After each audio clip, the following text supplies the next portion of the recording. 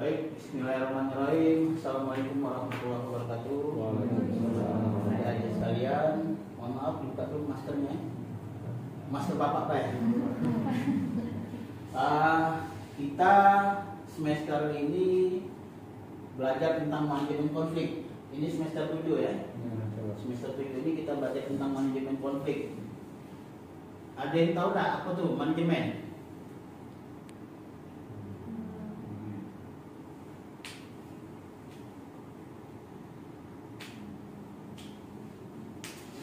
Manajemen itu cara memanage ataupun cara mengatur. Kalau konflik apa? Permasalahan ataupun adanya pertentangan di masyarakat yang bisa mengakibatkan kerusuhan ataupun kegiatan-kegiatan yang bisa mengganggu jalannya pemerintahan. Jadi ini adalah rencana pembelajaran semester kita, mata kuliah manajemen konflik semester 7 SKS 3. Kode mata kuliahnya D05240011.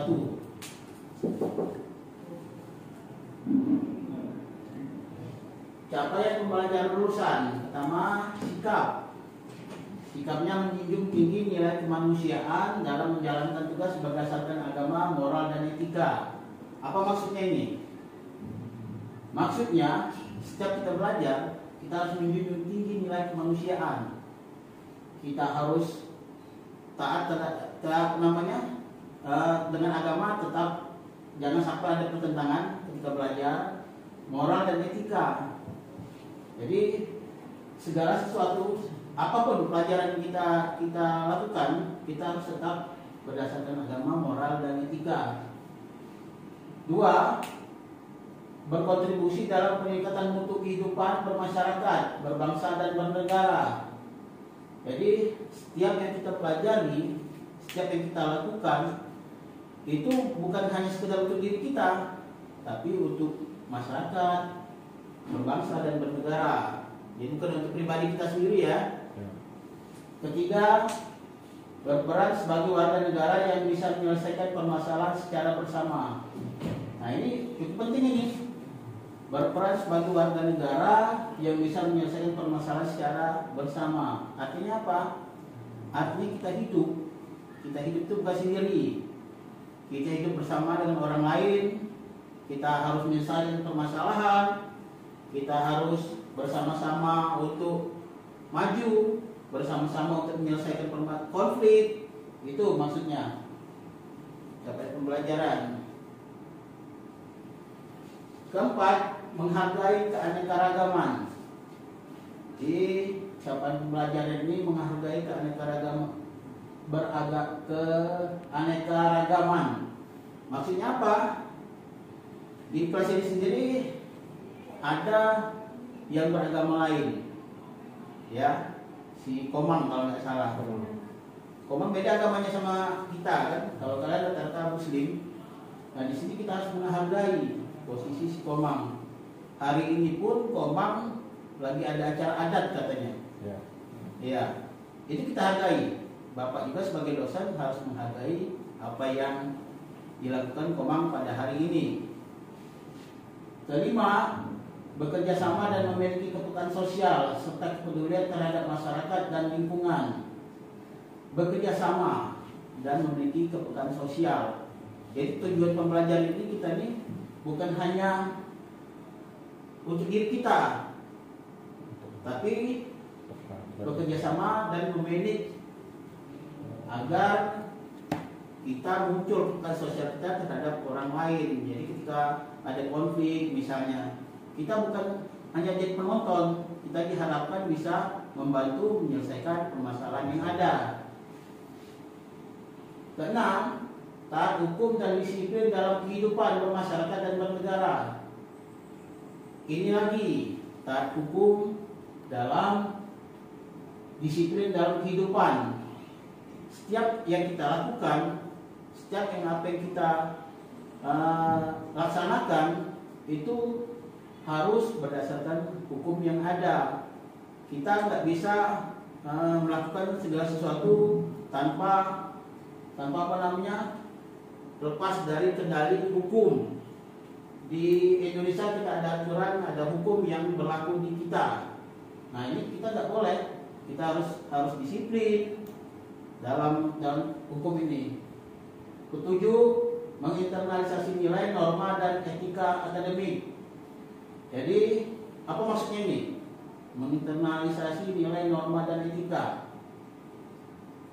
Maksudnya, jadi kita tuh jangan sampai lepas dari nilai-nilai, norma, dan etika akademik. Karena kita sebagai mahasiswa, kita ini lebih dari sekedar sekolah. Dulu kalau SMA mungkin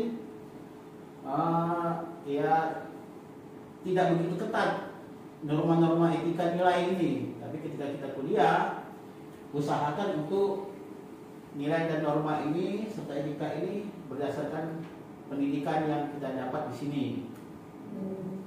Kedelapan, menunjukkan sikap bertanggung jawab. Ini penting. Setiap yang kita lakukan, setiap yang kita laksanakan, setiap apa yang kita berikan, itu harus bertanggung jawab. Jadi kita melaksanakan sesuatu, tapi kita lepas tanggung jawab, ini bahaya ini. Karena apa yang kita lakukan harus dipertanggungjawabkan. Begitupun di agama. Ketika kita melakukan sesuatu di dunia, di agama akan ada hari pertanggungjawaban. Begitupun di dunia, di Indonesia. Ketika kita melakukan sesuatu, ada hukum, ada norma yang jika kita tidak bisa melaksanakannya, maka kita akan bertanggung jawab terhadap hukum dan etika, norma.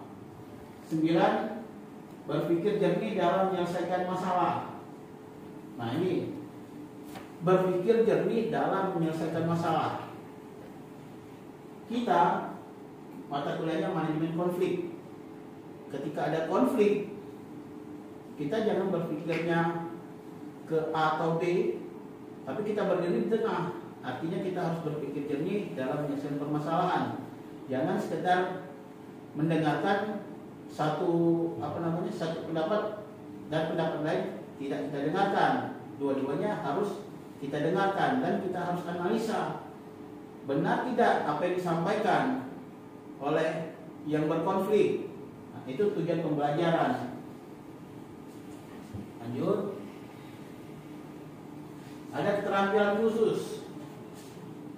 Mampu menerapkan pemikiran logis, kritis, inovasi, bermutu dan terukur dalam melakukan pekerjaan yang spesifikasi di bidang keahliannya, serta sesuai dengan standar kompetensi kerja bidang yang bersangkutan. Mampu menerapkan pemikiran logis, kritis, inovasi, bermutu dan terukur. Ini tugas daripada orang yang memanage daripada konflik.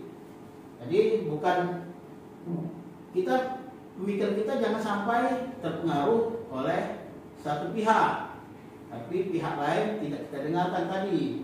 Nah, jadi ini harus berpikir logis dalam sebagai seorang penengah.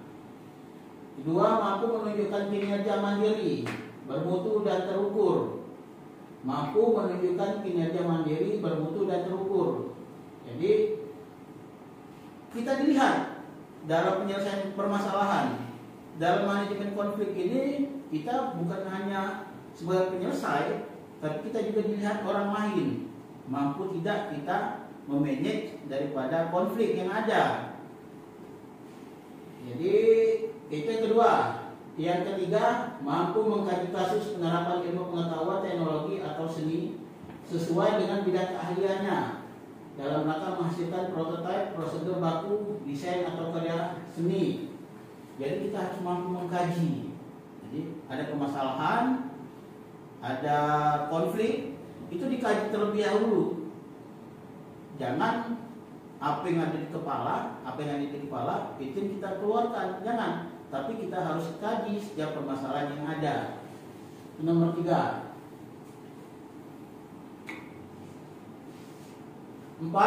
mampu menyusun hasil kajian dalam bentuk kertas kerja, spesifikasi desain atau desain dalam mengunggahnya dalam laman perguruan tinggi. Jadi konflik yang ada itu kita harus tuangkan dalam bentuk tulisan agar bisa dipelajari orang lain. Jadi bisa dilihat nanti di laman perguruan tinggi. Kelima, mampu mengambil keputusan secara tepat berdasarkan prosedur baku, spesifikasi desain, persyaratan keselamatan dan keamanan kerja dalam melakukan supervisi dan evaluasi pada pekerjaannya. Mampu mengambil keputusan secara tepat. Ini maksudnya apa? Mengambil keputusan secara tepat. Artinya permasalahan ini ada waktu yang harus kita ambil. Mungkin ketika kita mengambil keputusan, kalau kita telat, konflik akan semakin melebar. Ataupun ketika kita mengambil keputusan, konflik bisa terselesaikan. Nah, ini keputusan ini yang kita harus lakukan. Ketika ada permasalahan, bisa nggak kita memberikan keputusan ini, jangan sampai terjadi perluasan daripada konflik, jangan sampai terjadi konfliknya malah melebar. Nah, itu keputusan dalam waktu memberikan keputusan. Keenam, mampu memelihara dan mengembangkan jaringan kerjasama dan hasil kerjasama di dalam maupun di luar lembaga. Mampu memelihara dan mengembangkan jaringan. Jadi inilah kemampuan seorang manajemen konflik ya. Jadi kita tuh harus mampu memelihara dan mengembangkan jaringan, bukan hanya untuk diri kita. Tujuannya itu apa? Tujuannya agar semua bisa terangkul. Jangan sampai konflik ini malah semakin melebar. Jadi kita harus merangkul pihak masyarakat, mungkin pihak agama, mungkin pihak adat, agar konflik bisa terselesaikan. 7. Mampu bertanggung jawab atas pencapaian hasil kerja kelompok dalam melakukan supervisi dan evaluasi terhadap penyelesaian pekerjaan yang ditugaskan kepada pekerjaan yang berada di bawah tanggung jawabnya. Kita harus bertanggung jawab setiap apa yang kita lakukan, bukan hanya dalam proses memanajemen konflik. Apapun yang kita lakukan, kita harus bertanggung jawab. Termasuk juga kita berkuliah, kita harus bertanggung jawab atas ilmu yang kita dapat. Kita juga bertanggung jawab kepada orang tua kita yang sudah membiayai kita. Artinya apapun itu harus kita bertanggung jawabkan. Termasuk juga dalam memanajemen dalam konflik. 8. Mampu melakukan proses evaluasi diri terhadap kelompok kerja yang di bawah tanggung jawabnya dan mampu mengelola pembelajaran secara mandiri. Mampu melakukan proses evaluasi diri. Setiap pekerjaan apapun itu, kita harus mengevaluasi sampai di mana pekerjaan itu sudah kita lakukan. Kalaupun pekerjaannya baik, kita harus membuatnya semakin lebih baik. Kalaupun ada yang kurang, kita harus membuatnya menjadi lebih baik. Itu yang kita lakukan. Adapun keterampilan khususnya yang diharapkan dari pembelajaran ini, mahasiswa memiliki kompetensi dalam memahami konsep manajemen, terutama dalam memecahkan permasalahan di masyarakat. Jadi keterampilan khususnya itu diharapkan mahasiswa mampu dalam memanajemen dalam memecahkan permasalahan di masyarakat.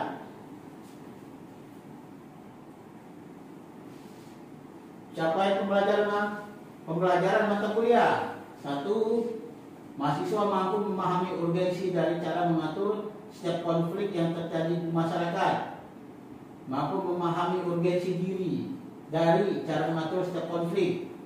Jadi diharapkan mahasiswa lebih dalam setiap yang dilakukannya. Mahasiswa harus menjadi seseorang yang lebih dari menjadi seorang pioner dalam segala sesuatu. Kedua, mahasiswa mampu memahami nilai-nilai dalam berkehidupan di lingkungan sekitarnya. Maksudnya apa nilai-nilai? Nilai-nilai ini nilai-nilai dalam berkehidupan. apa yang kita lakukan di dalam masyarakat. Deskripsi mata kuliah ini akan memaparkan proses manajemen konflik yang harus dilakukan untuk mencapai suatu perdamaian positif. Untuk memahami proses konflik secara utuh, mahasiswa akan dibekali tentang pengetahuan dasar tentang paradigma resolusi konflik, siklus konflik, dan tahap resolusi konflik, serta strategi-strategi perdamaian yang dapat dilakukan oleh beragam aktor dalam proses manajemen konflik. Ini paham maksudnya bahwa mata kuliah ini tujuannya untuk mencapai perdamaian yang positif, bukan hanya sekedar menyelesaikan permasalahan, tapi memberikan sesuatu dari negatif menjadi positif.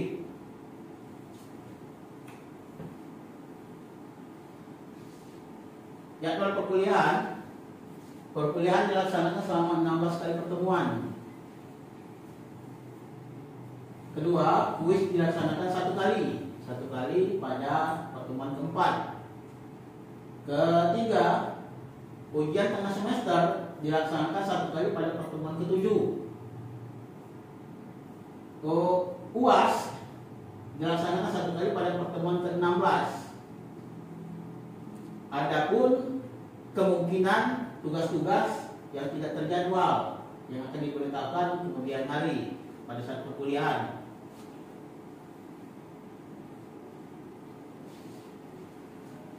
Tujuan yang diharapkan dari LPS. Setiap pertemuan ada kemampuan yang diharapkan kepada mahasiswa. Jadi setiap pertemuan diharapkan mahasiswa bisa mengembangkan apa yang kita pelajari. Indikatornya, mahasiswa mampu mendeskripsikan apa yang didapat. Jadi mahasiswa bisa berpikir lebih dari ilmu yang didapat setiap pertemuan. Setiap pertemuan ada bahan kajian. Jadi bukan sekedar ngobrol, tapi ada yang kita kaji dalam setiap permasalahan. Keempat, metode pembelajaran terdiri dari online dan offline. Pertemuan pertama offline, pertemuan kedua online, begitu seterusnya sampai pertemuan ke-16. Jadi sudah diatur oleh prodi, kapan pertemuan online, kapan pertemuan offline. Nanti kita akan ikut aturan itu. Waktu pertemuan 150 menit setiap pertemuan. Jadi 3 SKS itu terdiri dari 150 menit.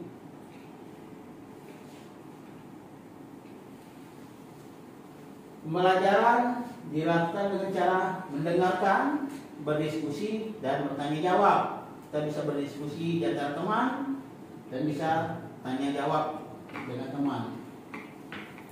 Kriteria dan indikator dalam penjelasannya adalah partisipasi dalam kelas. Jadi diharapkan mahasiswa lebih aktif dalam belajar.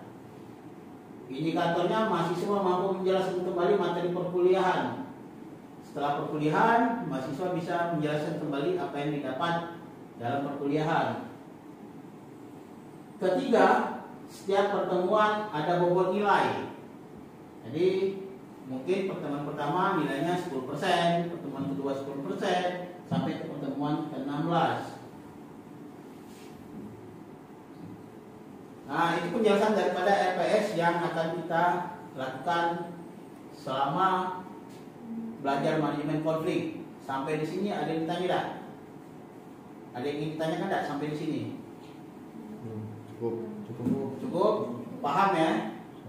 Kalau paham,